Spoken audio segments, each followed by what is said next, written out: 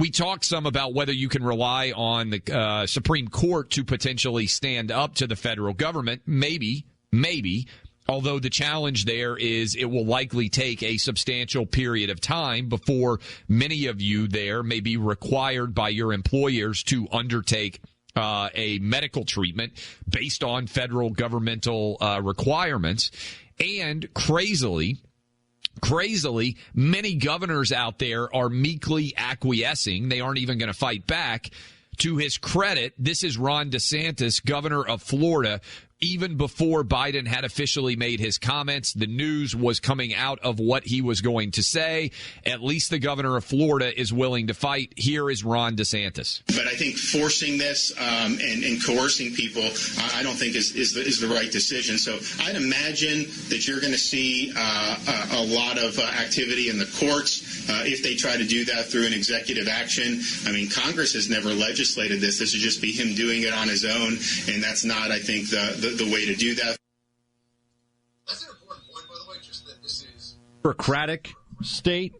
This is the federal apparatus deciding it. I mean, the Biden essentially just saying, I run the executive branch, and now the executive branch can tell your business you have to get a shot or else. I mean, they're going to fine it, what is it, $14,000 a day, they're saying, for businesses that do not comply with this. So you have to wonder at some point, what is the point of a state government if something like this can just be decreed from the president? I mean, what under Biden's theory of the Department of Labor, what can they not tell your business to do? That's why that's a great point, and that's why I think it has to be considered flagrantly unconstitutional. And to your point, though, so many of these businesses, they don't want to go toe-to-toe. You know, the legal costs, like let's say you have 105 employees. First of all, you might fire 6 people to get back to 99, right? I mean, I'm sure there's some guys out there like, well, so much for expansion. Like, we're not going over 100. But the legal cost to go toe-to-toe with the federal government over this mandate is massive. And I don't know how many big companies are going to be willing to go toe-to-toe. Even multi-billion-dollar companies. Clay, I don't know that they want to pick a fight. I think most of them want to do it. A lot of the big ones. I mean, look, just think of the companies that come to mind: Disney, Google, Amazon, Facebook. Yes. I mean, all of those. I know that's not the entire workworkse, and you've got obviously a lot of industry. But they're massive. Amazon, yeah. Like all of them, yes. And once they start doing it, it's going to have downstream effects. This is what I have been trying to raise the alarm about it, and it's been frustrating because people have had this. I understand this feeling of, I'm going to wall myself off. I live in Kansas, let's say, so what's going on in New York or Los Angeles isn't my problem. When Trump was president, there was some reason to feel that way, some truth about that. But the moment Joe Biden became president, if you've understood the lockdown or Fauciite mentality, it should have been very clear that they saw no actual impediments to the implementation of their will when it comes to COVID policy, whether it's constitutional or otherwise. They don't care. They're going to make you from the top down. This is what we've been saying. In fact, Clay, here, we have this.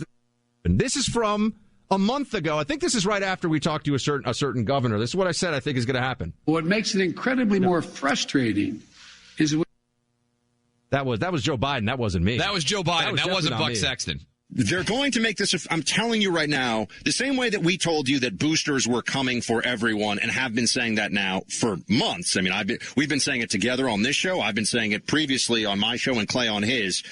I'm telling you, they're going to try, if they can get away with it, to use the interstate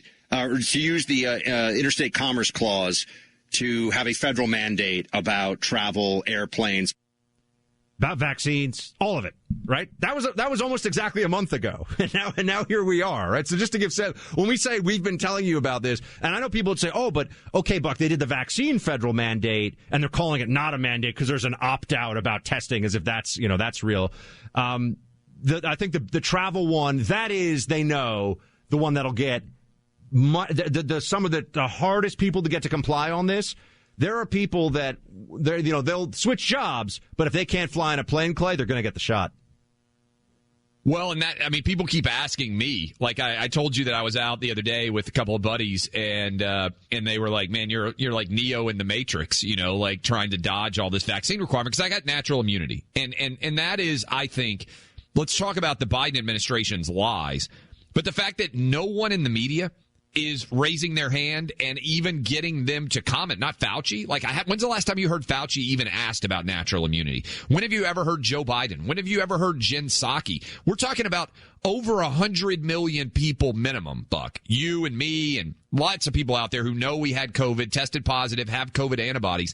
The Israeli data reflects that we have up to 27 times as much protection as people who get the vaccine. Yet we're the bad guys. And how does that also affect what we're seeing with the vaccine rollout now? They don't factor into this the fact that you have people who are going to be either double immunized in a sense, and also, you know, we've talked about vaccine failure and how they need to be booster shots. So the people who have had COVID, does their immunity fade? I mean, you know, they can't even, they don't separate it. They don't talk about it. They don't care. It's about getting everyone to comply with this. And I'm sorry, but I cannot forgive or forget that even in June, our mutual friend, Mr. Alex Berenson, who was saying the vaccines are having problems with spread. Now they're telling you, oh, breakthrough cases are so low. It's actually not that low. And it's certainly not what it was compared to what we were being told, which was a 90 to 95% absolute protection. So they were wrong about that a few months ago. And the numbers keep going in the wrong direction from the perspective of case spread. By the way, I mean, do you even trust the government at this point, really, to care enough about the spread of COVID from breakthrough cases to give fair and honest numbers about it? I mean, what's the primary consideration? It's to get people shot. Do you trust anybody in the Biden White House, period? I mean, they are going back on every single thing that they said. They are straight up lying. Joe Biden said there was never going to be a vaccine mandate from the federal government. Nancy Pelosi said it. Rochelle Walensky at the CDC said it. I'm sure we can go back and find Dr. Fauci saying it, since he said everything under the sun.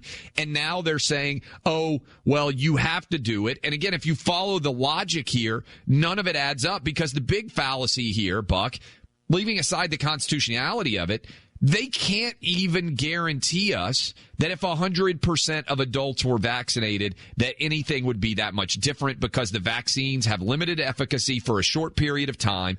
Again, the question, how long is this the mandate go on? For years? Because you're going to have to get boosters every 6 months, potentially for years. I mean, that's the reality based on the data.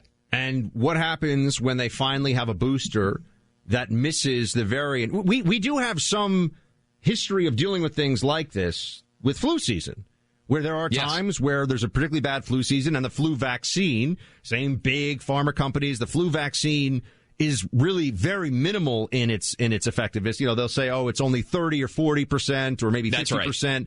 And then people are making a decision, okay, well, do I want to get this shot that I'm probably going to be fine even if I get the flu, and it's only 50% at best effective anyway. And people have been making those choices for a long time. We have eliminated in society right now, or it has been eliminated for us, I should say, the ability to make those kinds of decisions. Now you're not allowed to make those kinds of decisions.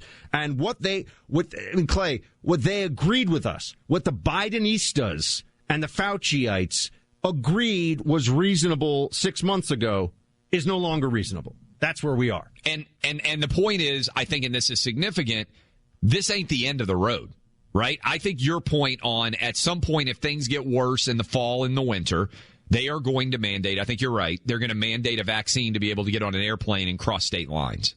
I think that's where we're coming. Yeah, and that's when folks are going to see that there is the only escape is to use power in opposition to their power, not to run and hide and hope that they don't come for you, whether you're just a citizen or a governor or anybody.